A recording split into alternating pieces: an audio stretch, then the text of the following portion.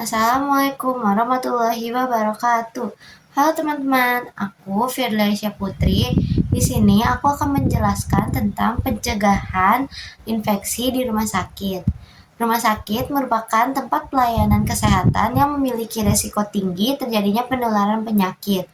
Infeksi yang terjadi selama proses pelayanan kesehatan disebut infeksi terkait pelayanan kesehatan atau HIS.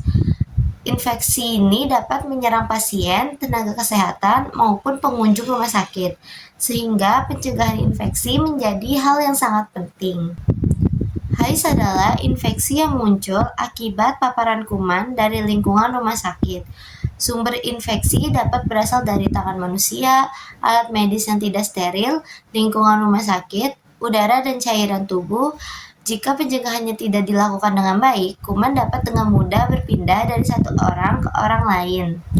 Tujuan pencegahan infeksi di rumah sakit adalah mengurangi risiko penularan kuman, melindungi keselamatan pasien dan petugas, meningkatkan mutu dan kualitas pelayanan kesehatan, menciptakan lingkungan rumah sakit yang aman dan bersih.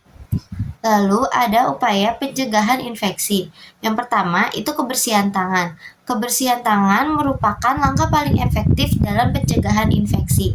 Cuci tangan dilakukan sebelum dan sesudah kontak dengan pasien, setelah memegang alat medis, setelah kontak dengan cairan tubuh, setelah dari toilet.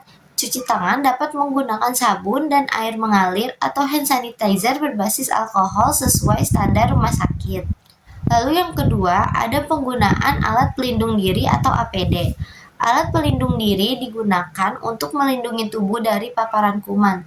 Jenis APD meliputi masker, handscoon atau sarung tangan, gaun pelindung, dan pelindung wajah. APD harus digunakan sesuai prosedur dan dilepas dengan cara yang benar agar tidak menyebabkan kontaminasi. Lalu yang ketiga, ada sterilisasi alat medis. Alat medis harus dibersihkan, didisinfeksi, dan disterilisasikan sesuai standar. Alat sekali pakai tidak boleh digunakan kembali. Sterilisasi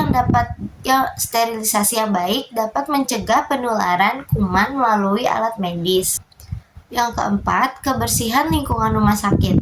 Lingkungan rumah sakit yang bersih sangat berperan dalam pencegahan infeksi. Kebersihan ruangan, tempat tidur pasien, dan peralatan harus dijaga secara rutin. Pengelolaan limbah medis juga harus dilakukan sesuai prosedur. Lalu yang kelima atau yang terakhir, yaitu ada etika batuk dan bersin. Batuk dan bersin dapat menjadi media penularan kuman. Cara yang benar adalah menutup mulut dan hidung dengan tisu atau siku bagian dalam, lalu membuang tisu ke tempat sampah, dan setelah itu mencuci tangan. Pencegahan infeksi di rumah sakit merupakan langkah penting untuk menciptakan lingkungan yang aman dan sehat. Dengan menerapkan kebersihan tangan, penggunaan APD, sterilisasi alat, dan menjaga kebersihan lingkungan, risiko infeksi dapat ditekan. Keselamatan pasien adalah prioritas utama. Sekian penjelasannya dari saya, kurang lebihnya mohon dimaafkan. Wassalamualaikum warahmatullahi wabarakatuh.